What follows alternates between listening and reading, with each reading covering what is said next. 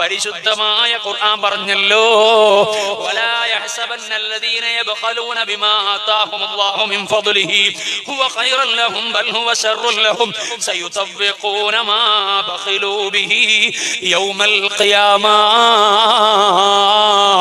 സകാത്ത് കൊടുക്കാൻ ഉത്തരവാദിത്തപ്പെട്ട ആളുകൾ ഗൗരവത്തോടെ മനസ്സിലാക്കണം. സാമ്പത്തിക ശേഷിയുള്ളവർ ഗൗരവത്തോടെ മനസ്സിലാക്കണം. അത് നിസ്കാരം നിർവഹിക്കുന്നത് പോലെ, നോമ്പ് നിർവഹിക്കുന്നത് പോലെ, ഹജ്ജ് നിർവഹിക്കുന്നത് പോലെ നമ്മുടെ ഈമാൻ സലാമത്താകാനും തഖ്വ വർദ്ധിക്കാനും നിർബന്ധമായി നിർവഹിക്കേണ്ടതാണ് സകാത്ത്. അത് സാമ്പത്തിക ശേഷിയുള്ളവർ ചെയ്യേണ്ടതാണ്. അത് നിർവഹിച്ചോളണം. ആ നിർവഹിക്കുന്ന കാര്യത്തിൽ നിങ്ങൾ വഞ്ചന കാണിച്ചാൽ, അതിനെ നിങ്ങൾ പൊഴുത്തിവെച്ചാൽ, മാറ്റി നിർത്തിയാൽ,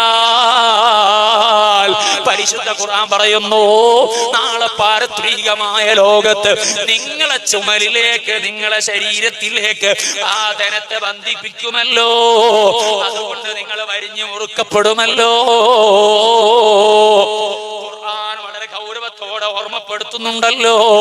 മുത്തുനബി സ്വല്ലല്ലാഹു അലൈഹി വസല്ലം തങ്ങൾ പറഞ്ഞല്ലോ, ലഅന റസൂലുള്ളാഹി സ്വല്ലല്ലാഹു അലൈഹി വസല്ലം, റസൂലുള്ളാഹി ലഅനത്തു ചെയ്തു ആകില റിബാ വ മുകിലഹു വ ഷാഹിദഹു വ കാതിബാ വൽ വാശിമാ. അതേ പലിശയുമായി ബന്ധപ്പെടുന്ന സർവ്വ കാര്യങ്ങളും ആ കാര്യങ്ങൾ ചെയ്യുന്നവരുടെ മേലിൽ അല്ലാഹുവിന്റെ ശാപമുണ്ട് എന്ന് റസൂലുള്ളാഹി പഠിപ്പിച്ചല്ലോ. വ മാനിഅസ് സദഖാ, സകാത്ത് കൊടുക്കാതെ തടസ്സം വെച്ച് നിൽക്കുന്നയാള്, ആ ആൾക്കും അല്ലാഹുവിന്റെ ലഅനത്തുണ്ടാകുമല്ലോ. ഹബീബായ അഷ്റഫുൽ ഖൽഖ് മുഹമ്മദുർ റസൂലുള്ളാഹി സ്വല്ലല്ലാഹു അലൈഹി വസല്ലം തങ്ങൾ പഠിപ്പിക്കുകയാണല്ലോ, സകാത്ത് സാമ്പത്തിക ശേഷിയുള്ളവർ കൊടുക്കണം. സാധുക്കൾ ധനം കൊടുത്തിട്ടില്ലെങ്കിൽ അത് അവരുടെ അവകാശമാണ്. നിങ്ങൾ കൊടുത്തില്ലെങ്കിലും അവരുടെ അവകാശമാണ്. അത് അവരുടെ കയ്യിലെത്തിയേ പറ്റൂ. അത് കയ്യിലെത്താതെ നിങ്ങൾ കയ്യിൽ തന്നെ സൂക്ഷിച്ചാൽ നിങ്ങളെ മുതലിൽ അവർക്ക് കൂടെ പങ്കുവന്നോ എന്നാണ് പണ്ഡിതന്മാര് പഠിപ്പിക്കുന്നത്. അതുകൊണ്ട് നിങ്ങൾക്ക് ക്രയവിക്രയം ചെയ്യാൻ തന്നെ അധികാരമില്ല. അതുകൊണ്ട് കൊടുത്തേ പറ്റൂ. അങ്ങനെ കൊടുത്തില്ലെങ്കിലോ ഹബീബായ റസൂലുള്ളാഹി സ്വല്ലല്ലാഹു അലൈഹി വസല്ലം തങ്ങൾ പറയുന്നു, അനസ് ഇബ്നു മാലിക് റളിയല്ലാഹു അൻഹു ഉദ്ധരിക്കുകയാണ്. എന്താണ് പറയുന്നത്? മാനിഉ സകാത്തി യൗമൽ ഖിയാമ, ഖിയാമത്ത് നാളിൽ സകാത്ത് കൊടുക്കാതെ മനുഷ്യനുണ്ടല്ലോ, അയാൾ നരകത്തിലാണ്. സംശയം വേണ്ട. ഹബീബായ റസൂലുള്ളാഹി സ്വല്ലല്ലാഹു അലൈഹി വസല്ലം തങ്ങൾ കൃത്യമായി സൂചിപ്പിക്കുന്നു എന്ന് മാത്രമല്ല, ഹബീബായ മുഹമ്മദുർ റസൂലുള്ളാഹി സ്വല്ലല്ലാഹു അലൈഹി വസല്ലം തങ്ങൾ മറ്റൊരു ഹദീസിൽ പറയാണ്, അബ്ദുല്ലാഹി ഇബ്നു മസ്ഊദ് തങ്ങൾ ഉദ്ധരിക്കുന്ന ഹദീസാണ്, മാ മിൻ അഹദിൻ ലാ യുഅദ്ദി സകാത്ത മാലിഹി, തന്റെ സമ്പത്തിന്റെ മുതൽ കൊടുക്കാത്ത മനുഷ്യനില്ലേ, അങ്ങനത്തെ ഒരാളുമില്ല. അദ്ദേഹത്തിന് സംഭവിക്കുന്നത് എന്താണ്? ഇല്ലാ മത്തലഹു യൗമൽ ഖിയാമ ശജാഅൻ അഖറ, അതാ അദ്ദേഹത്തിന്റെ ആ സമ്പത്തിനെ രൂപപ്പെടുത്തുകയാണ് വലിയ തീക്ഷ്ണമായ വിഷമുള്ള ഒരു സർപ്പത്തിന് കണക്കേ, അല്ലെങ്കിൽ ഒരു പാമ്പിന് കണക്കേ. ആ നിലക്ക് അതിനെ രൂപപ്പെടുത്തുന്നു. അങ്ങനെ രൂപപ്പെടുത്തിയിട്ടോ അവന്റെ പിരടിയിൽ ആ പാമ്പ് അതേ രൂപപ്പെടുത്തിയ വസ്തു ഇങ്ങനെ ചുറ്റി വരിഞ്ഞു മുറുകുന്നു. തീക്ഷ്ണമായി അവനെ അദാബിന്റെ വഴിയിൽ ചേർത്തു നിർത്തുന്നു. ഒരൊറ്റ സാമ്പത്തിക ശേഷിയുള്ളയാളും അതേ സാധുക്കളെ അവകാശം പിടിച്ചു വെക്കാതെ കൃത്യമായി അങ്ങ് കൊടുത്തോളണം. അതിനെക്കുറിച്ച് പണ്ഡിതന്മാര് പറഞ്ഞു തന്നില്ല എന്ന് വിചാരിക്കരുത്. അത് കൃത്യമായി കൊടുത്താലോ അത് നമ്മുടെ ഈമാനിന്റെ രക്ഷക്ക് സബബാണ്, സ്വർഗത്തിലെത്താൻ സബബാണ്. അതിൽ വീഴ്ച വരുത്തിയാലോ അങ്ങനെയുള്ള സകാത്തിന്റെ ചെറിയ നയാകാശ് പോലും, ഒരു 5 പൈസ പോലും എന്റെ സമ്പാദ്യത്തിൽ ഉണ്ടാകരുത് എന്ന കാർക്കശ്യമാണ് വേണ്ടത്. അത് ബാക്കിയായാലോ ആ സമ്പത്തിന്റെ എല്ലാ ബറക്കത്തും നശിച്ചു പോകുന്നതാണ്, ഉയർത്തപ്പെടുന്നതാണ്.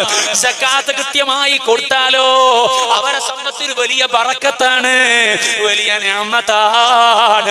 ഇത് നമ്മൾ മനസ്സിലാക്കണം. അത് മനസ്സിലാക്കുന്നതോടൊപ്പം ഒരു കാര്യം കൂടെ മുഅ്മിനീങ്ങൾ നല്ലോണം ആലോചിക്കണം. സാമ്പത്തിക ശേഷിയുള്ളവർ ആലോചിക്കണം. എന്റെ സകാത്ത് കൃത്യമായി വീടണമെന്നത് എന്റെ നിർബന്ധമാണ്.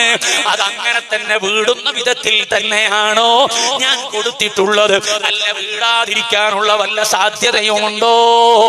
ഇതിനെ കുറിച്ചുകൂടെ ജാഗ്രത വേണം.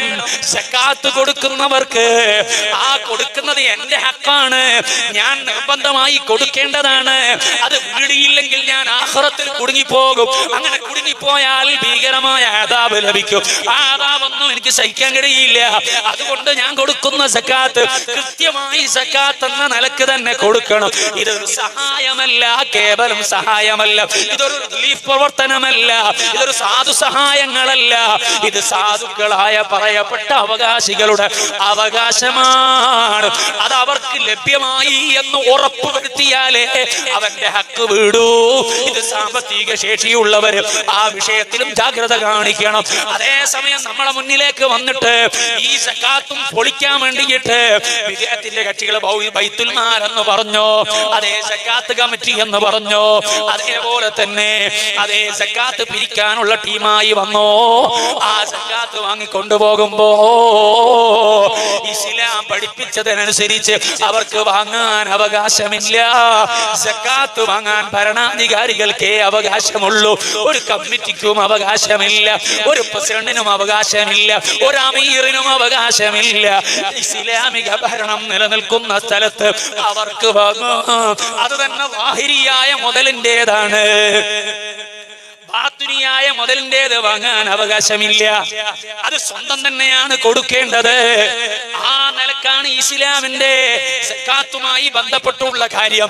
അതേ സമയം സുബ്ഹാനല്ലാഹ്, മുഅ്മിനീങ്ങളുടെ സക്കാത്ത് അങ്ങ് പൊളിക്കുന്നതിന് വേണ്ടിയിട്ട് ഇവിടെ ബിദ്അത്തിന്റെ കക്ഷികൾ എന്ത് ചെയ്തു? കമ്മിറ്റി ഉണ്ടാക്കി, ബൈത്തുൽ സക്കാത്ത് ഉണ്ടാക്കി, ബൈത്തുൽ മാൽ ഉണ്ടാക്കി. എന്നിട്ടോ പത്രം നടത്താൻ സക്കാത്തിന്റെ ഫണ്ട്, അതേപോലെ തന്നെ സ്ഥാപനം നടത്താൻ സക്കാത്തിന്റെ ഫണ്ട്, ഇംഗ്ലീഷ് മീഡിയം ഫീസ് വാങ്ങുന്ന ഇംഗ്ലീഷ് മീഡിയം നടത്താൻ സക്കാത്തിന്റെ ഫണ്ട്, അതേ പ്രവർത്തന ഫണ്ട്, സക്കാത്തിന്റെ ഫണ്ട്, ഇങ്ങനെ തുടങ്ങിയിട്ട് വ്യത്യസ്ത കാര്യങ്ങൾ. പരിശുദ്ധ ഖുർആൻ പറയാത്ത 8 ഇനങ്ങളിൽ പെടാത്ത പുതിയതിന് അത് മാറ്റി നിർത്തിയിട്ട് മുഅ്മിനീങ്ങളെ സക്കാത്ത് പിരിച്ചു കൊണ്ടുപോയിട്ട് ഫസാദാക്കി കളയുന്ന ഏർപ്പാടില്ലേ, അത് ഇസ്ലാമിൻ്റെതല്ല, മുത്തുനബി പഠിപ്പിച്ചതല്ല, 4 ഇമാമിങ്ങളും പഠിപ്പിച്ചതല്ല. അവരൊന്നും പഠിപ്പിക്കാത്ത കാര്യം എന്തിനാണ് ഇവർ വന്നിട്ട് പുതിയ കാലത്ത് പറയുന്നത്? അവർക്കൊന്നൊരു പൈസ കിട്ടണം, അവർക്ക് പണം കിട്ടണം. നിങ്ങൾ നോക്കൂ, നമ്മുടെ ആലിമീങ്ങൾ, ആ ആലിമീങ്ങൾ എത്ര പാവപ്പെട്ട ആളുകളെ സഹായിക്കുന്നുണ്ട്, എത്ര വീടുകൾ വെച്ചു കൊടുക്കുന്നുണ്ട്, എത്ര യതീമുകളെ പോറ്റുന്നുണ്ട്, എത്ര വലിയ സഹായങ്ങൾ ചെയ്യുന്നുണ്ട്, കോടിക്കണക്കിന് രൂപയുടെ സഹായങ്ങൾ. അതിന് ഏതെങ്കിലും വിധത്തിൽ സക്കാത്തിന്റെ ഫണ്ട് വാങ്ങുന്നുണ്ടോ? ഇല്ലല്ലോ, അങ്ങനെ വാങ്ങാറില്ലല്ലോ. ചിലപ്പോൾ ഏതെങ്കിലും ആലിമിന്റെ വശത്തിൽ വക്കാലത്ത് നിലക്ക് ഏതെങ്കിലും പണമുള്ളയാള് സക്കാത്തിന്റെ വിഹിതം അതേ ഉത്തരവാദിത്തപ്പെട്ട അവകാശികൾക്ക് കൊടുക്കാൻ ഏൽപ്പിച്ചിട്ടുണ്ടെങ്കിൽ അത് ഫിഖ്ഹി പ്രകാരം ഇമാമിങ്ങൾ പറഞ്ഞത് പ്രകാരം ശരിയാണല്ലോ, അതിന് കുഴപ്പമില്ലല്ലോ. പക്ഷേ അതിൽ തന്നെ സൂക്ഷ്മത കാണിക്കുന്നവരല്ലേ ആലിമീങ്ങൾ. അവർ പറയും നിങ്ങൾ തന്നെ കൊടുക്കലാണ് നല്ലത്. അഫ്ളൽ എന്താണ്? അവകാശികളെ തേടിയിട്ട് അങ്ങോട്ട് അതേ കൊടുക്കേണ്ടയാള് തന്നെ കൊടുക്കലാണെന്ന മസ്അല പോലും അല്ലേ ആലിമീങ്ങൾ പറഞ്ഞു കൊടുക്കാറുള്ളത്.